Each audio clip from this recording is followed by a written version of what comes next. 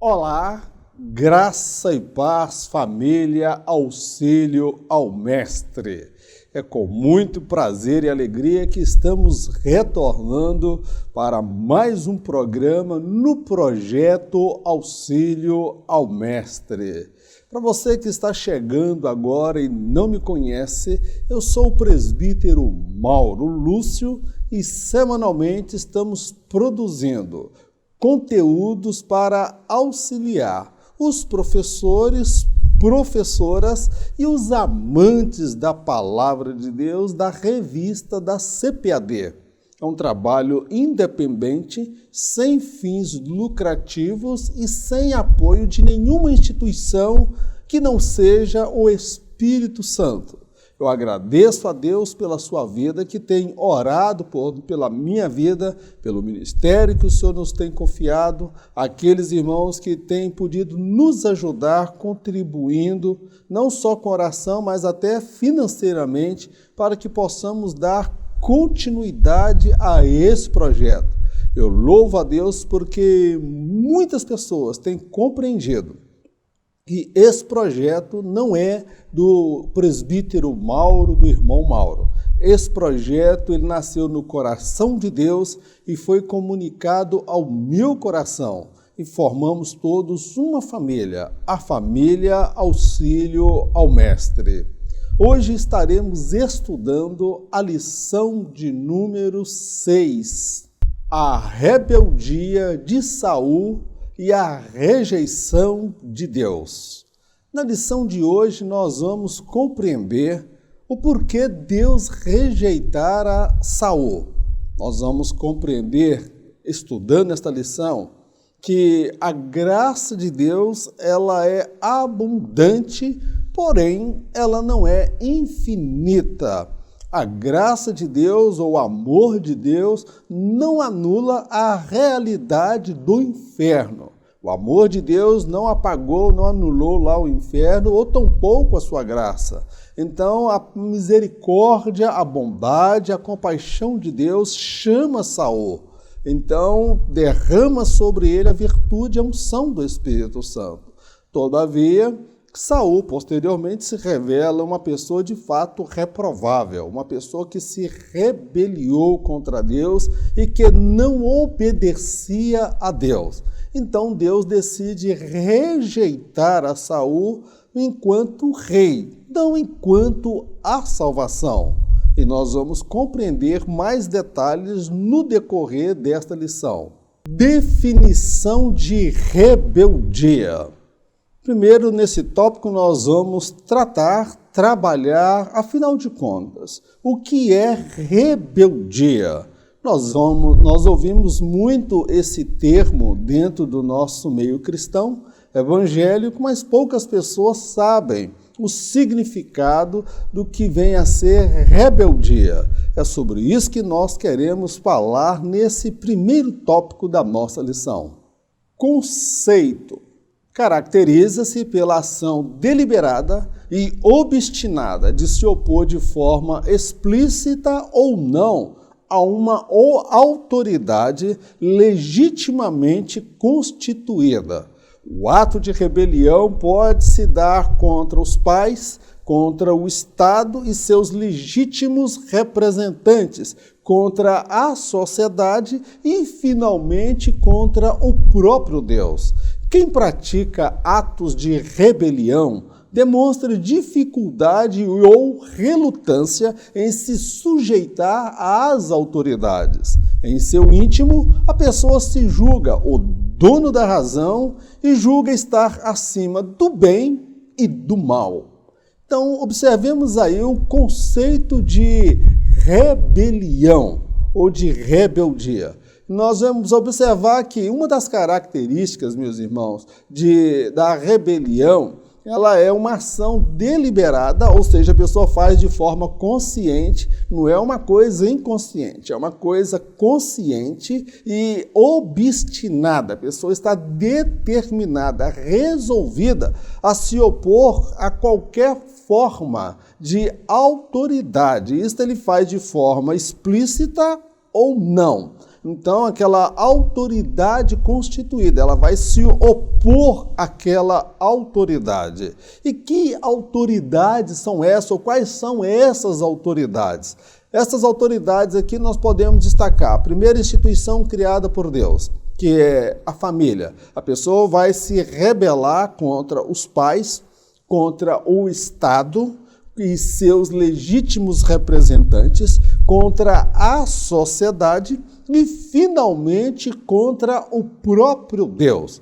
Então, a rebelião, ela tem essa característica, ela não se sujeita à autoridade.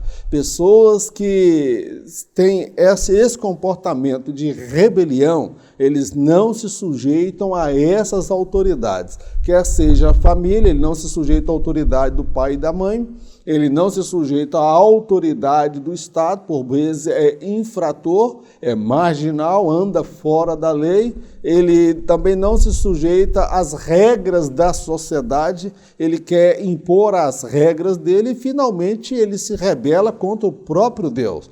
Então, há vários tipos de rebelião com níveis diferentes. Então, destaco que quem pratica atos de rebelião, ele, na verdade, ele demonstra dificuldade ou relutância de se sujeitar às autoridades. Então, pessoas que não conseguem se sujeitar a autoridades. E isso aí, meu irmão, é algo que é aprendido em casa. A primeira instituição que estabelece limite e regras para o cidadão, para o ser humano, é a família. É na família que nós encontramos os valores e os conceitos de certo e errado, em que se estabelece limites. E a natureza humana, ela tende a se rebelar.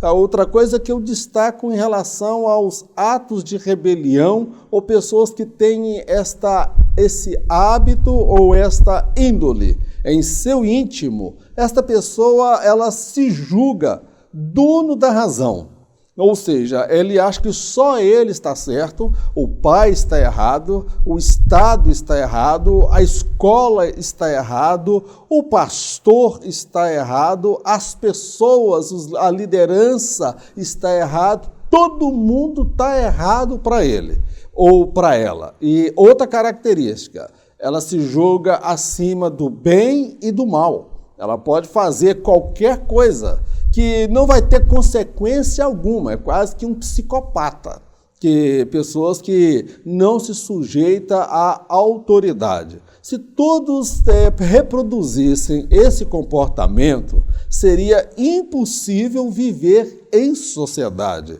Para viver em sociedade, pressupõe-se o quê? A existência de regras, de limites, de autoridade. Porque, do contrário, nós vamos nos deparar com um quadro lá de Juízes, que foi o período da anarquia, onde cada um fazia aquilo que achava que era certo. Então, a rebelião é não se sujeitar às autoridades, e isto de forma deliberada e obstinada, tá bom, meu querido? O aspecto bíblico. Sobre a ótica bíblica, todo o gênero humano se rebelou contra Deus. Isto teve início no primeiro casal e se perpetuou nas gerações seguintes. Em face da rebelião do homem, o Senhor proveu a reconciliação na pessoa de seu Filho unigênito. Uma vez reconciliado com Deus, o homem deve se submeter à sua palavra, buscando a cada dia a santificação do corpo, alma e espírito. Caso isto não ocorra, a antiga natureza pecaminosa irá prevalecer, conduzindo novamente à rebelião. Então, sobre o aspecto bíblico, nós entendemos e compreendemos que toda a raça humana, todo ser humano, ele está rebelado contra Deus. Irmão Mauro, como que você pode me explicar isso? Na teologia nós chamamos de amartiologia, que é a doutrina do pecado. Sobre essa doutrina, nós compreendemos que o gênero humano se rebelou contra Deus. E isto se deu a partir do primeiro casal, Adão e Eva, que resistiram à autoridade de Deus e não se sujeitaram a Deus. Desde então, isto vem se perpetuando em todas as gerações. Então, o que Deus faz ante a rebelião do homem? Em face da rebelião do homem, Deus proveu uma reconciliação na pessoa do seu Filho unigênito. O homem foi o ofensor, o homem se rebelou contra Deus, e Deus foi tão misericordioso que proveu uma condição do homem se reconciliar com ele através da pessoa do seu Filho unigênito, Jesus Cristo, que morreu na cruz do Calvário pelos meus pecados, pelos seus pecados. Agora, meu amado, uma vez reconciliados com Deus, como foi o meu caso e o seu caso e de tantas outras pessoas, nós devemos nos submeter à palavra de Deus. Sujeitai-vos, portanto, a Deus, ou seja, aceita o senhorio de Deus na sua vida, se sujeite a palavra de Deus, buscando, meu irmão, a cada dia a nossa santificação do corpo, da alma e do espírito, porque o pecado, ele se manifesta no corpo, há pecados que se manifestam na alma e há pecados que se manifestam no espírito do homem, como foi o caso de Saul, que o caso dele foi o orgulho e a soberba. Isso aí estava no espírito e não no corpo. Agora, caso a pessoa ela não se submeta à palavra de Deus, ela não se sujeite às diretrizes, ela não busque a sua santificação do corpo, da alma e do espírito, uma vez tendo sido reconciliado na pessoa de Jesus, o que vai acontecer, meu irmão? Esta pessoa corre o risco, meu irmão, da antiga natureza pecaminosa herdada de Adão, ela tomar o controle e conduzir a pessoa novamente a uma rebelião contra Deus. É o que tem acontecido com muitos cristãos, porque eles não se sujeitam à sã doutrina, não leem a palavra, não estudam a palavra, não obedecem à palavra, mas estão na igreja, não se santificam, o corpo, a alma e o espírito. Qual vai ser o resultado disso, meu irmão? Vai ser o resultado semelhante a Saul, que foi ungido por Deus, reinou por aproximadamente 40 anos, mas só tinha o título de rei, mas não tinha mais Deus na vida dele. Então, meu querido, nós precisamos, uma vez que fomos alcançados por Deus, porque nós herdamos uma natureza adâmica, nós devemos nos sujeitar a Deus através da sua palavra, buscando a nossa santificação, para que permaneçamos fiéis aos pés do nosso Senhor Jesus. O cristão e a rebelião. É dever de todo cristão se sujeitar às autoridades que foram constituídas por Deus. Pais, família, professores, o Estado, líderes eclesiásticos, desde que estes sejam de fato um modelo de liderança segundo os padrões divinos, isto é, que não induzam os seus liderados ao erro e à prática do pecado. O cristão deve se sujeitar às autoridades no Senhor. A obediência incondicional e cega é um perigo muito grande para os liderados. Estes, por sua vez, podem ser induzidos ao erro e ao pecado. Sobre a ótica cristã, o que a Bíblia orienta? A Bíblia, ela orienta que nós nos sujeitemos a toda autoridade, porque, segundo a Bíblia, não há autoridade que não proceda de Deus. Aqui nós já tivemos oportunidade de falar em outras ocasiões, eu quero destacar que Deus está se referindo ao cargo, tá bom, meu irmão? E não a um caso isolado. A Bíblia trabalha com padrão. E o padrão é, se sujeite às autoridades, porque Deus estabeleceu autoridades, porque do contrário o homem já teria devorado ele mesmo, um já teria matado o outro. Por isso que existe autoridade e hierarquia. Dentro dessas autoridades nós podemos destacar algumas, que são os pais, a família, os professores, o Estado e líderes eclesiásticos. Então, são autoridades legítimas, estabelecidas por Deus. Agora, nós precisamos atentar ao seguinte, meu amado, desde que estes líderes ou estas lideranças sejam de fato um modelo de liderança segundo os padrões divinos. Então, nós observamos o seguinte, eu tenho que me sujeitar aos meus pais, à minha família, às autoridades. Mas agora, essa autoridade, ela age em conformidade com os padrões estabelecidos pela palavra de Deus. Então, eu tenho que averiguar se esta autoridade, ela age, porque pode surgir leis, até mesmo do Estado, querendo que nós venhamos obedecer essas regras e leis que vão contra as nossas leis espirituais, a nossa cidadania celestial de cidadãos do céu. Então, nessa ocasião, nós temos que fazer a escolha, mas o cristão, por via de regra, ele tem que obedecer às autoridades, porque são ministros de Deus. Tá bom, meu querido? Uma outra coisa eu destaco, o cristão deve se sujeitar às autoridades no Senhor. Então não existe esse negócio de obediência incondicional à paz. E o pai que não serve a Deus?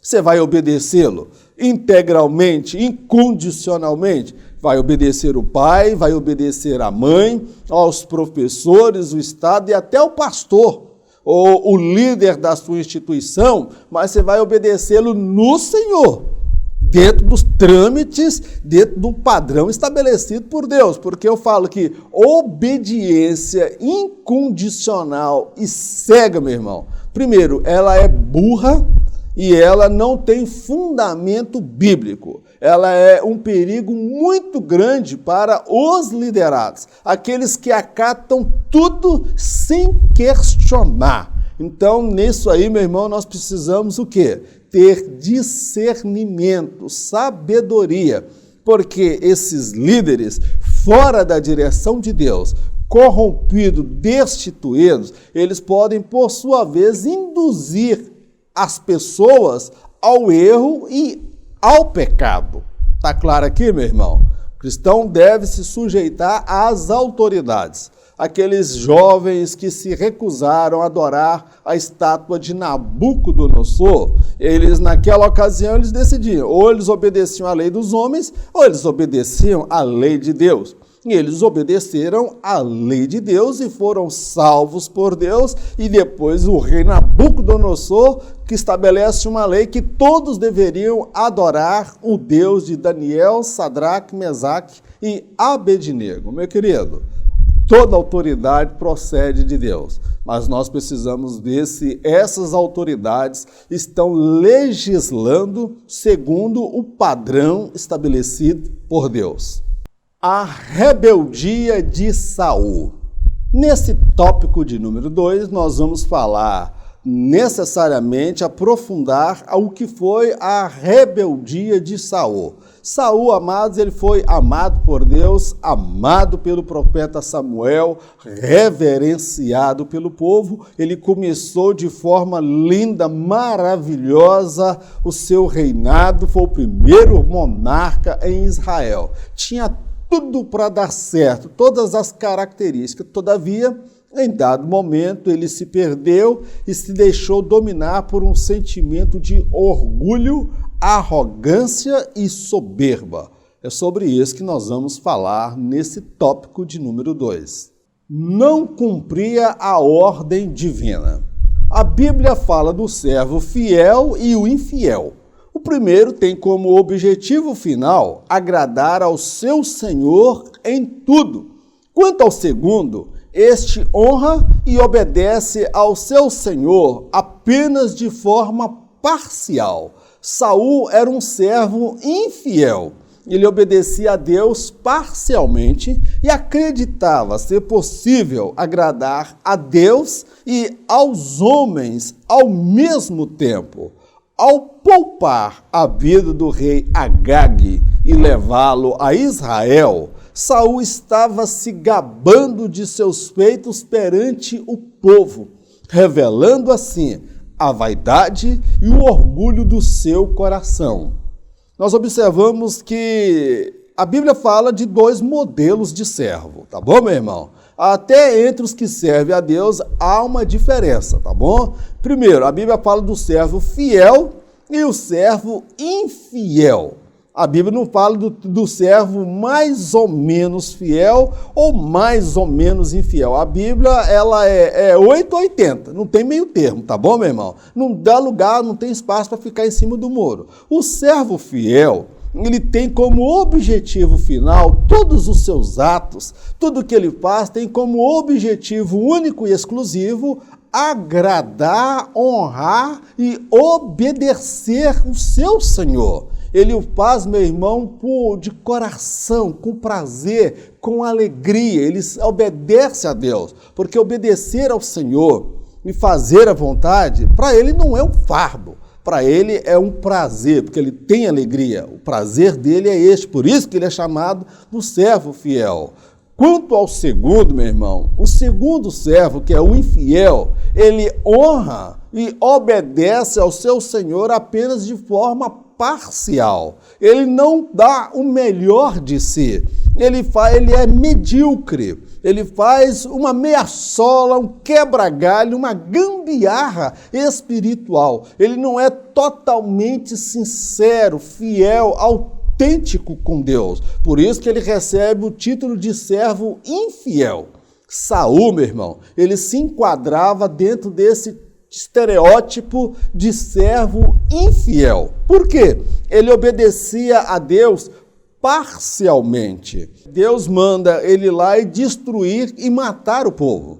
Ele vai, obedece em parte, mas não por completo, porque ele traz todo o gado com o pretexto de que era para sacrificar a Deus, e ele traz também o rei Agag, irmãos. Ele não obedecia a Deus por completo, ele obedecia a Deus em parte. O que é pior, Saul acreditava que era possível agradar a Deus e aos homens ao mesmo tempo. Meu irmão, não é possível.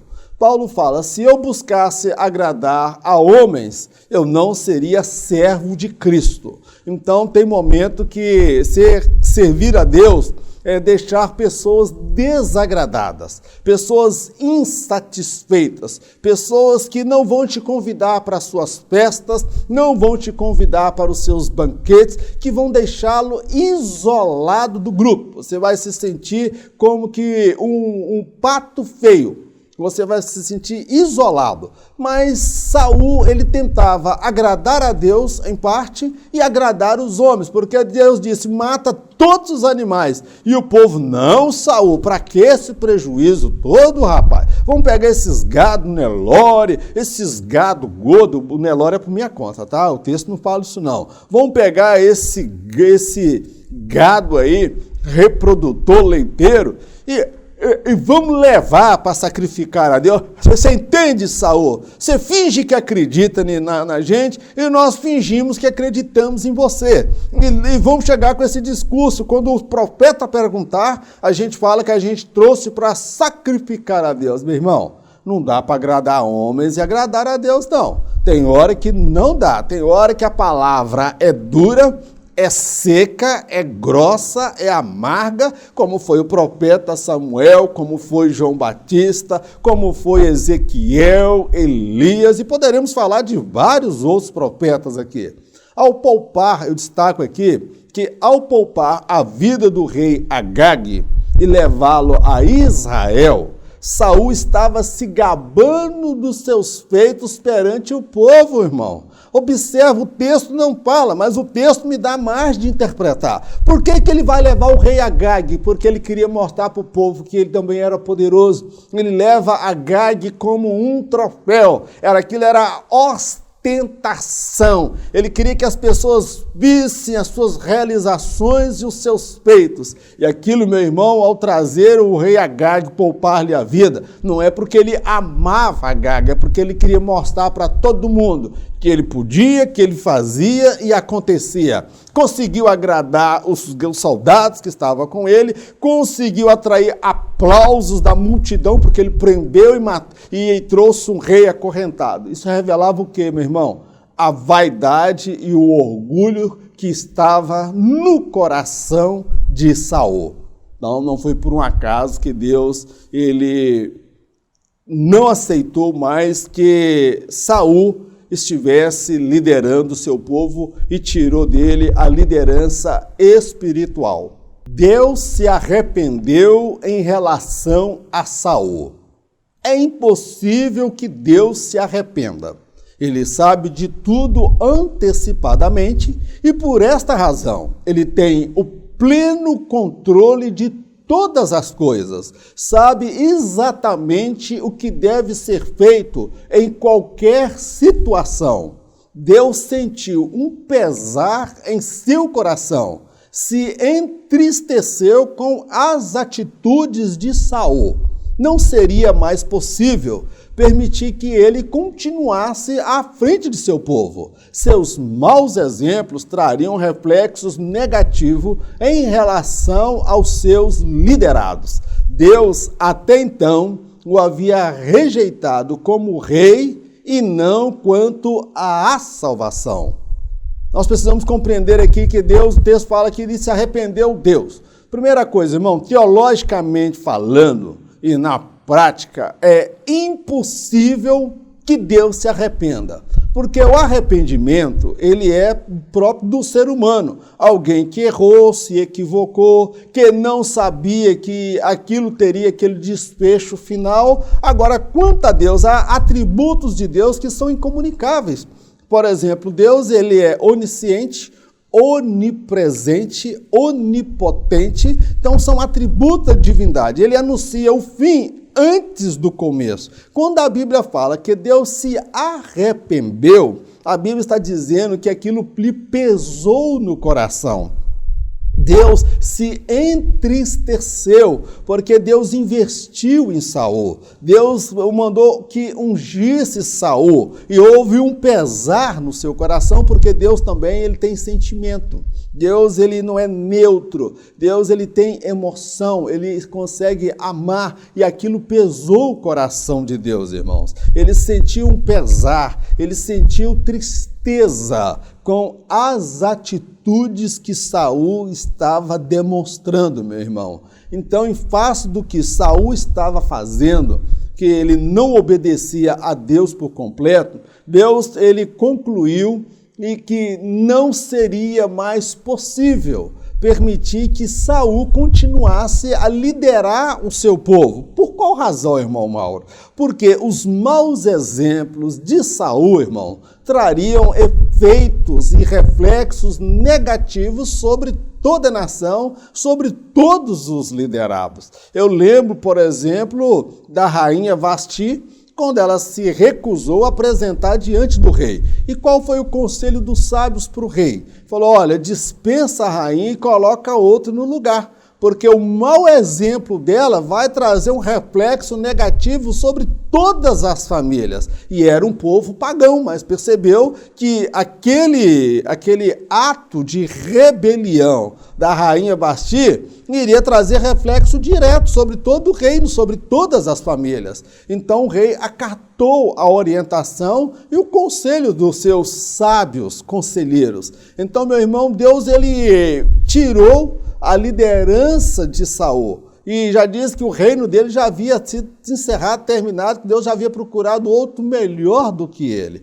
Agora, nós precisamos destacar o seguinte, irmão, que até aqui, nesse ponto, quando o profeta fala para Saul, Deus o estava rejeitando, era quanto à liderança ou como rei. mas não quanto à salvação.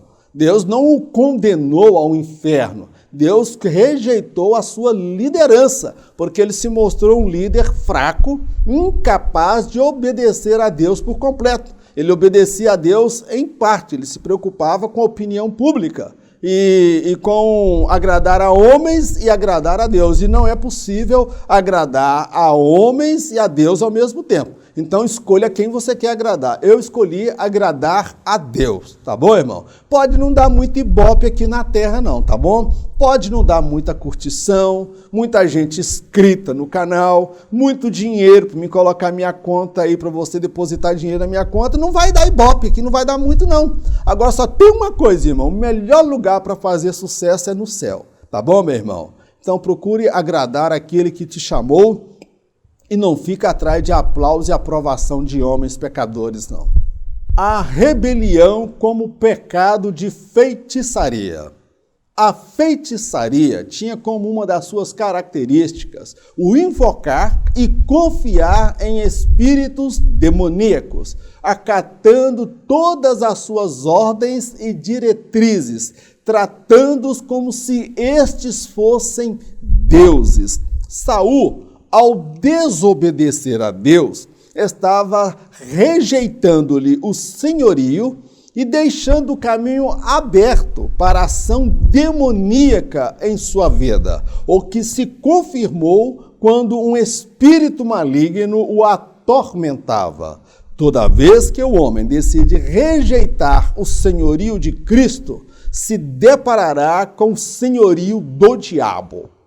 Meu irmão, o profeta Samuel, ele disse para Saul que o pecado de rebelião era como feitiçaria, porque a feitiçaria era uma prática dos povos pagãos daquela época. O que era a feitiçaria? Ela tinha várias características, mas não é o objetivo tratar desse assunto. Uma das características era invocar e confiar em espíritos demoníacos, acatando todas as ordens e diretrizes. Nós vamos ver lá os povos pagãos matando os seus próprios filhos, consumindo-os no fogo. Nós vemos isso aí, até o Manassés, rei Manassés, fez isso, sacrificou os próprios filhos. Então, esses demônios, eles eram tratados como se fossem deuses. Eles eram obedecidos e reverenciados pelos povos pagãos. Saul, meu irmão, quando ele decidiu desobedecer a Deus, ele estava rejeitando o senhorio de Deus na sua vida. Ao desobedecer a Deus, ele estava rejeitando o senhorio de Deus, a soberania de Deus, de forma deliberada. Ele se rebelou contra Deus. E o que é pior, ele deixou o caminho aberto para a ação demoníaca em sua vida. Quando ele foi consagrado e ungido pelo profeta Samuel, o Espírito de Deus se apoderou dele, tornando em um outro homem. Quando ele resiste a Deus, ele resiste ao Espírito Santo e deliberadamente ele se rebela contra Deus, meu irmão, o Espírito Santo se retira da vida de Saul e agora, meu irmão, o caminho fica aberto para espíritos demoníacos. E isto se confirma quando nós lemos no texto que um espírito maligno o atormentava. Ou seja, ele passou a ficar possesso de demônios, meu irmão. Foi por esta razão que o profeta Samuel disse que a rebelião é como o pecado de feitiçaria. Está se envolvendo com as trevas, rejeitando o senhorio de Deus e se sujeitando ao senhorio dos demônios. Está lidando com o mundo espiritual, com as trevas, fazendo a vontade do inferno, meu querido. Eu destaco ainda dentro desse ponto que toda vez que o homem decide rejeitar o senhorio de Cristo, ele irá se deparar com o senhorio do diabo. Então, meu querido, não existe meios termos. Não existe mais ou menos ficar em cima do muro. Ou você serve a Deus, é um servo fiel, ou então, meu irmão, se você é um servo infiel, você está fazendo a vontade do diabo. Irmão Mauro, mas você está sendo muito radical. Não sou eu que sou radical, é a Bíblia, meu irmão. Que toda vez que você rejeitar, ou que eu rejeitar o senhorio de Cristo, o que é o senhorio? Ele dá ordem, dá diretriz, ele estabelece regra, padrão de conduta, padrão de moral. Eu tenho um padrão a ser vivido. Quando eu não me sujeito mais, o que vai acontecer? Eu vou me deparar com o senhorio do diabo. Se eu não quero me sujeitar a Deus, eu agora vou acabar me sujeitando ao diabo. A Bíblia fala, sujeitai-vos, portanto, a Deus, mas resisti ao diabo e ele fugirá de vós. Agora, quando você não se sujeita a Deus, quando você não se sujeita a Jesus, você está se sujeitando, então, ao diabo. E de forma explícita ou implícita, de forma direta ou indireta. Por isso que Jesus fala que tomara que tu fosses quente ou frio, mas você não é nem quente e nem frio, mas é morno, eu já estou a ponto de te vomitar. Então, meu irmão, isso aí é rebelião. E Saul, ao se rebelar contra Deus, ele deixou a porta aberta para a ação de demônios em sua vida. E posteriormente nós vemos que realmente ele ficou possesso, endemoniado. Meu querido, tem muito crente endemoniado dentro da igreja. Tem muito crente cantando no coral e não tem mais o Espírito Santo de Deus na sua vida, porque ele não se sujeita mais à sã doutrina e à palavra de Deus. Tem muito líder que só tem o título de líder, mas está desviado dentro da casa de Deus. E eu quero deixar um texto aqui para fundamentar o que nós estamos afirmando. Saul, um líder sem critérios. Nesse tópico nós vamos observar algumas das razões pela qual Saul foi rejeitado por Deus. Alguém, quando vê uma caixa d'água transbordar, ele olhando, talvez sem ter uma visão do todo, somente do momento, ele vai olhar a última gota que bateu na caixa d'água e a caixa começa a transbordar, ele vai dizer, olha, foi aquela gota que caiu que fez a caixa transbordar. Então nós vamos observar o porquê Deus rejeitou a Saul quanto à sua liderança. Nós vamos observar aqui os critérios, ou um líder sem critérios, sem princípios, sem um padrão a ser observado. É um líder chuchu, que não tem sabor, que não tem opinião. Se ele está no meio da carne, o chuchu fica com gosto de carne. Se ele está no meio do inhame, ele vai ficar com gosto de inhame. O chuchu não tem sabor. Então tem muito líder e crente chuchu por aí, tá bom? Então você tem que ter opinião, tá bom? Opinião formada acerca da sua liderança, da sua fé, quais são os critérios que você usa para nortear a sua fé. É sobre isso que nós queremos falar nesse tópico. Não sabia esperar. Deus pode agir no aqui e agora, porém, em várias ocasiões, ele decide não fazê-lo, tendo como objetivo provar o coração daquele que se achega a ele. Saul não compreendeu esta verdade, antes agiu de forma equivocada. Ele se deixou influenciar por questões internas, que é a dúvida e precipitação, e também questões externas, que é opinião pública.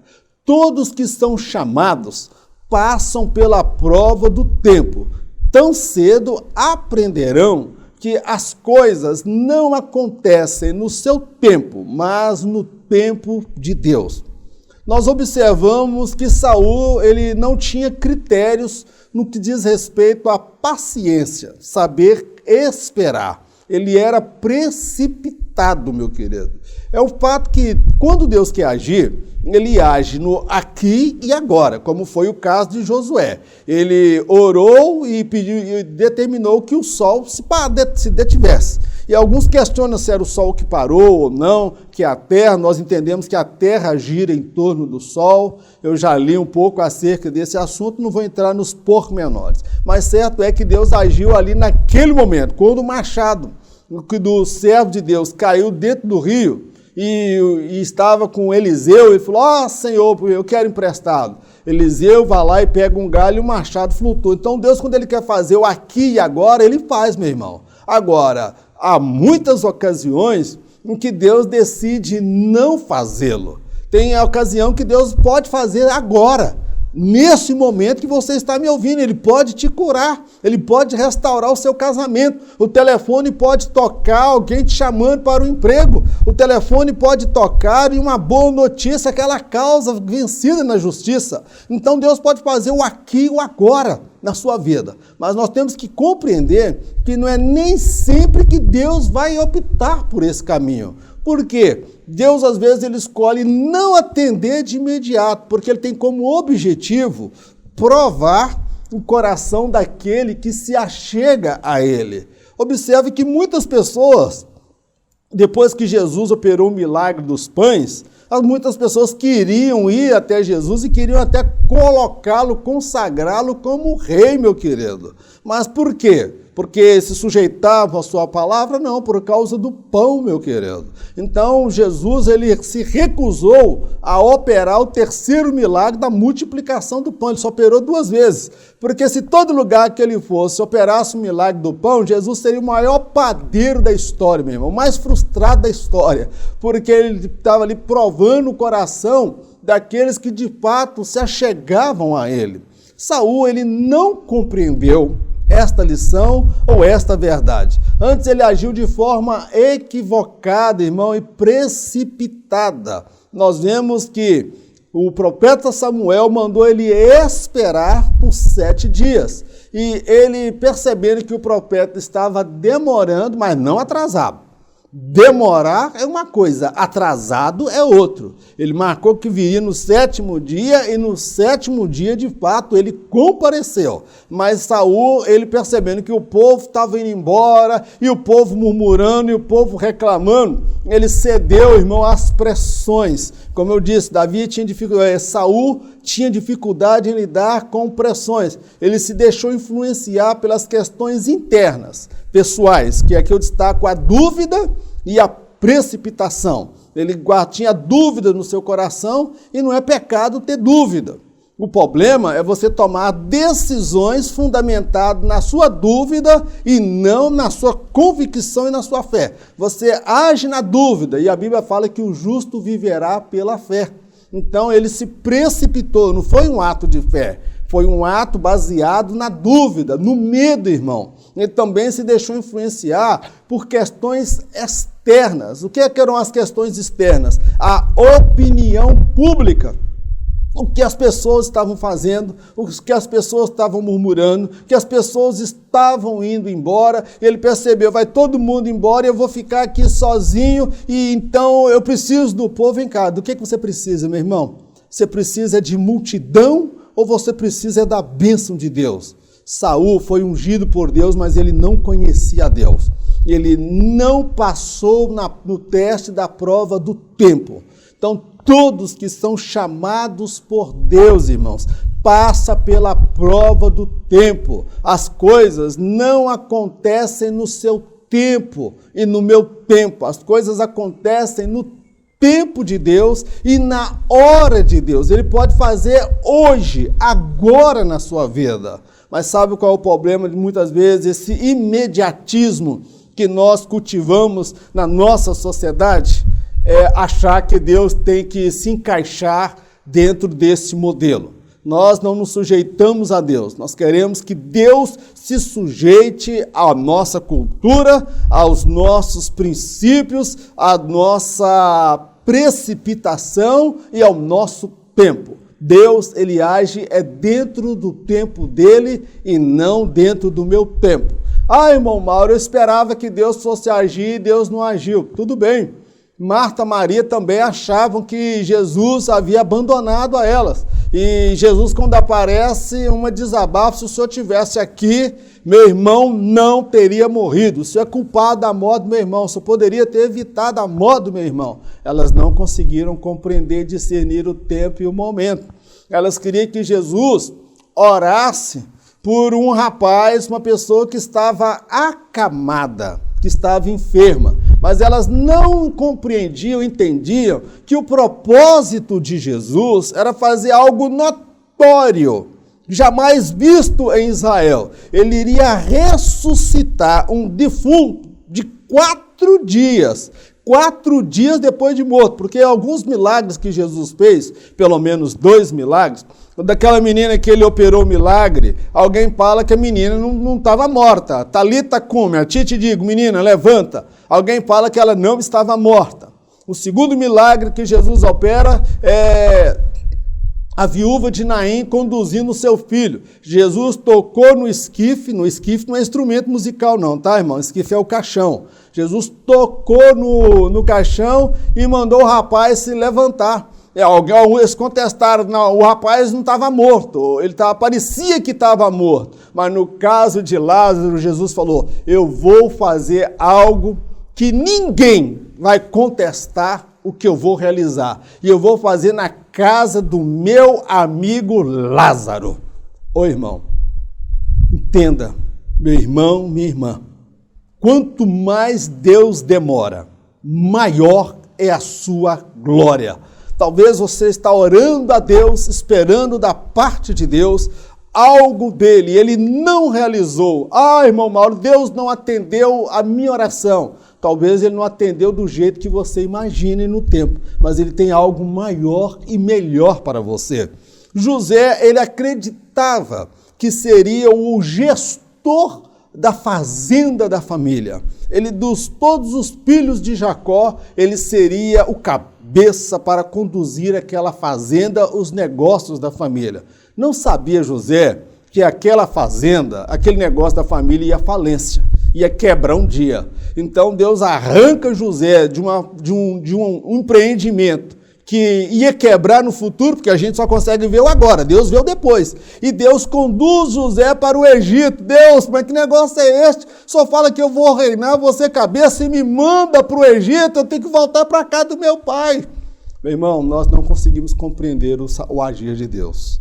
Deixa Deus agir, porque no tempo de Deus ele vai te colocar naquilo que ele te prometeu. Amém, amado? Não tome decisões precipitadas, não saia da igreja, não quebra o barraco, não destrua o seu casamento, seja atento em ouvir e tardio em falar.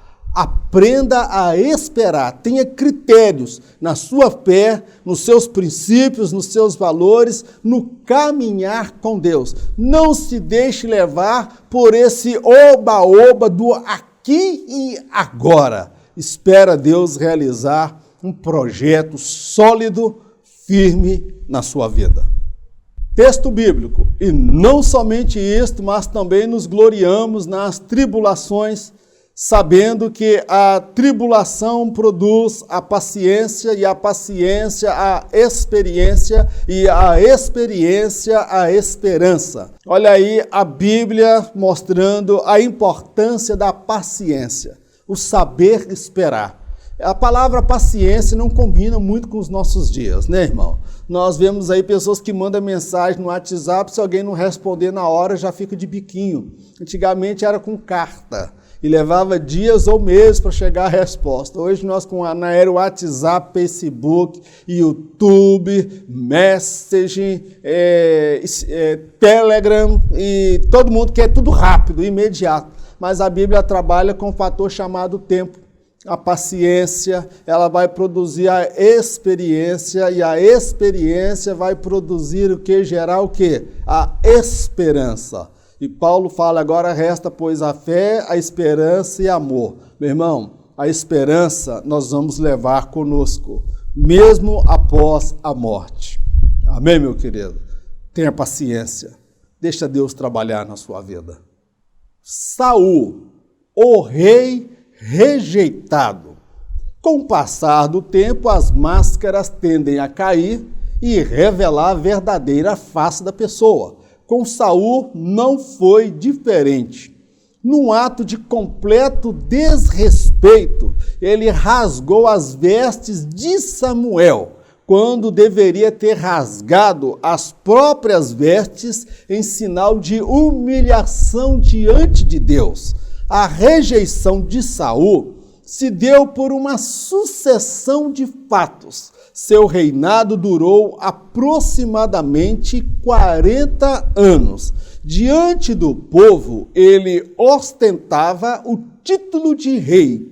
Aos olhos de Deus, ele era um líder em decadência que rejeitou ser tratado. Olha o porquê Saul foi rejeitado. Nós poderíamos destacar várias questões. Eu destaquei na lição anterior que ele tinha problemas relacionados ao seu caráter, à sua formação. Ele não tinha habilidade para liderar um povo tão numeroso. Ele tinha fragilidades, meu irmão, no seu caráter, fraquezas que iriam se revelar com o tempo. Eu destaque que com o tempo as máscaras tendem a cair, irmão. As pessoas não são aquilo que demonstram de imediato. Esse negócio de você ficar aplaudindo, reverenciando o pregador que chegou na igreja, você nem sabe da índole dele, do casamento dele, meu, para de meninice. Se Deus usou, amém. Mas não vai ficar colocando a pessoa no patamar elevado, porque ele é comedor de feijão, pecador, miserável, igual eu e você mesmo, tá bom, meu irmão? Ele tem a natureza adâmica. Saul, meu irmão, com o tempo, a máscara caiu, porque ele não era tudo aquilo que o povo imaginava, embora ele tivesse recebido a unção de Deus. Eu destaquei na lição anterior que a unção, ela não anula o caráter e as fragilidades humanas e não torna ninguém perfeito. Ele recebeu a unção. E eu destaco aqui mais uma coisa, irmão, que num ato de completo desrespeito, ele rasgou as vestes de Samuel. Quando Samuel falou com ele, Samuel estava se retirando, irmão. Ele, de uma forma bruta, violenta, meio ignorante, insana, ele estende a mão e segura as vestes de Samuel, quase que rasgando, forçando o profeta a ir na direção dele, porque ele era um homem bruto, ele era um homem forte, ou talvez um homem grosso, que intimidava. Samuel tinha medo dele, irmão. Vai ver quando Samuel foi ungir, ele falou, olha, eu temo por Saul, o que eu vou fazer? Deus dá diretriz, porque Samuel tinha medo de Saul. Era um homem que tinha uma envergadura, era um homem que não temia mais a Deus, era um homem que obedecia a Deus em parte. Ele rasga as vestes de Samuel, um homem ancião, irmão. Eu posso dizer que diante de Samuel, Saul se mostrou um pitbull, mas diante do gigante Golias, ele mostrou-se um chihuahua. Ele era muito bravo, muito valente para mexer com os de casa, mas com os de fora ele ficava manso, irmão. Você conhece pessoas assim? Que canta de galo dentro de casa e lá na rua ele é um borra-botas? Eu conheço um bocado de gente assim, quer dar de lição de moral em casa, mas em casa, fora, não vive nada daquilo que prega. Quer fazer pessoas se emocionar na igreja e dentro de casa ele não é nada daquilo que demonstra ser lá. Tá bom, meu irmão? Então nós vemos o que? Ao invés dele rasgar as vestes de Samuel, que era um homem já de idade, um profeta, homem de Deus, juiz e sacerdote, ele deveria ter tido padecer-se rasgado as próprias vestes, irmão. O rei de Nínive, quando se deparou com o juiz de Deus, ele rasga as vestes reais, coloca pano de saco e se humilha diante de Deus. Aí a gente vê o rei de Israel, quando Deus traz para ele uma palavra dizendo que havia rejeitado o seu reino, em vez do infeliz colocar a boca no pó, clamar por misericórdia, rasgar suas vestes e falar, pequei contra o céu e perante ti, ó profeta Samuel, tem misericórdia de mim. Não, ele vai dar uma de atrevida e rasga a roupa do homem de Deus, irmão. Então nós destacamos aqui, meu irmão, a rejeição de Saul, ela se deu por uma sucessão de fatos, tá bom, meu irmão? Não tem como eu enumerar nesses poucos minutos esses vários fatos. Então, diante do povo, eu destaco, ele ostentava o título de rei. Eu sou o rei Saul, o grande rei Saul. Eu peguei Agag e trouxe maté e destruí todo o seu povo. Os meus feitos são notórios. Ô, irmão, quando aparece um menino que mata o gigante, que ele ficou amarelado, eu no lugar de Saul teria vergonha. Um menino se apresentou e mata o gigante, e ele amarelou diante do gigante. Diante de Samuel, ele ficou vermelho de raiva, e diante do gigante, ele amarelou. Meu irmão, ele tinha o título de rei perante o povo. Aos olhos do povo, ele era grande. Aos olhos do povo, ele era reverenciado. Mas aos olhos de Deus, ele era um líder em decadência que rejeitou ser tratado. Saul, ele não aceitou ser tratado por Deus. Quando Deus trouxe a palavra por intermédio do profeta Samuel, dizendo que o reino havia passado dele e que Deus encontrara um outro segundo o seu coração, era para Saul se humilhar diante de Deus, era para Saul confessar o seu pecado, ele se arrepender, falar: Deus, tem misericórdia, me perdoa, ele nunca fez isso. Não há nenhum texto na Bíblia que mostra Saul se arrependendo, irmão, de ter desobedecido a Deus. Então, aos olhos do povo ele era rei, mas aos olhos de Deus ele era um líder em decadência que rejeitou ser tratado. Irmão, eu estou sujeito ao pecado, você está sujeito ao pecado. O meu telhado, ele é de vidro, sou pecador mais do que você. Sou mais pecador do que você. Agora a questão é, eu vou me deixar ser tratado pelo Senhor? É claro que sim, meu querido. Quando eu errar, quando você errar, há um caminho proposto por Deus. Deus quer te tratar, Deus quer curar, Deus quer te restaurar. Deus não tem prazer em te matar e te lançar no inferno, não, meu querido. É você que escolhe isso, mas o desejo de Deus, embora você tenha feito coisas absurdas, você esteja mentindo para o seu pai, mentindo para sua mãe, mentindo para sua esposa, mentindo para a igreja, mentindo para o pastor, mentindo para os seus liderados, o desejo de Deus é tratar você. É tratar a sua alma, é tratar o seu espírito, para que no dia do Senhor você esteja apto, preparado para o arrebatamento da igreja. Então decide o que é importante para você: ser bajulado pelos homens, reverenciado pelos homens, ou ser tratado por Deus.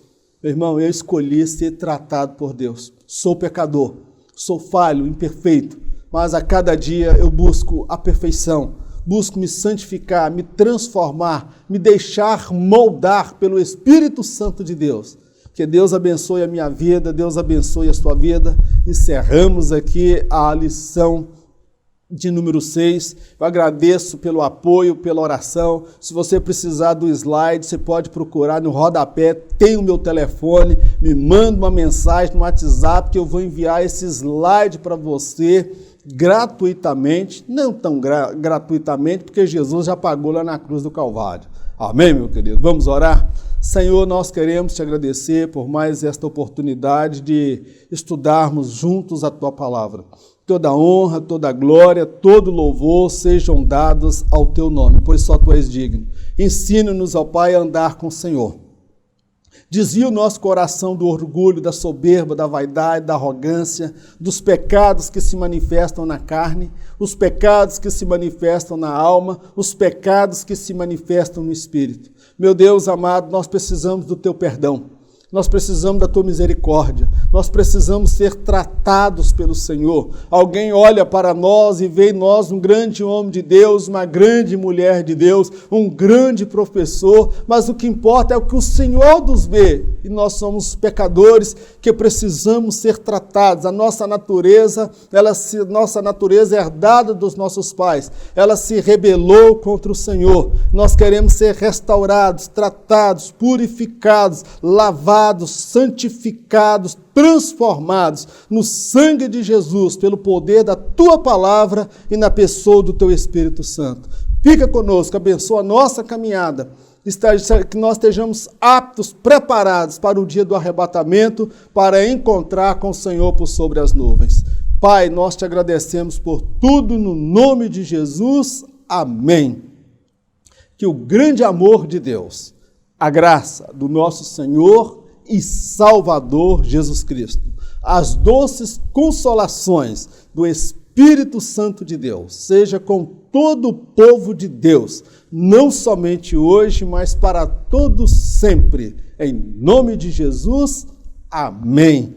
Que Deus te abençoe, fique na paz, em nome de Jesus. E em caso de arrebatamento, eu já deixo aqui o meu recado. Eu não estarei aqui para ministrar a próxima lição.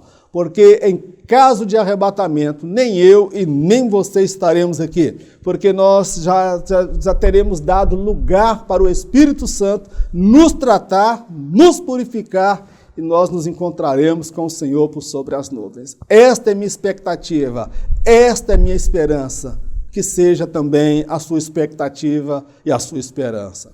Um forte abraço, Deus te abençoe, no nome de Jesus.